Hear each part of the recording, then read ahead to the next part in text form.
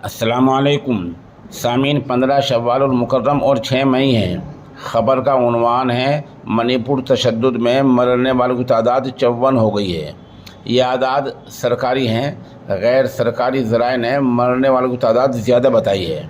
मरने वालों में से 16 लाशें चूराचंदपुर ज़िला अस्पताल के मुर्दा खाने में रखी गई हैं, जबकि 15 लाशें Jawaharlal Nehru institute of medical science Imphal east में हैं। इसके अलावा इम्फाल वेस्ट के इलाकाई इंस्टीट्यूट ऑफ मेडिकल साइंस ने 23 लोगों की मौत की तस्दीक की है।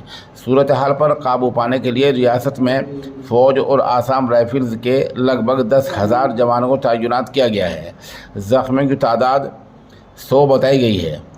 आपको बता दें, ये झगड़ा वहाँ आदिवासी और गैर आदिवासी में हुआ है। आपको पता ही है कि मैती जो कबीला है उसको शेड्यूल कास्ट में पसमानदा तबके में लाने के लिए और उसको उन्हीं की तरह बराबर रिजर्वेशन देने के लिए एक रिपोर्ट तैयार की जा रही है। इसकी वहाँ मुखालफत हो रही है। इसी को लेकर झगड़ा है।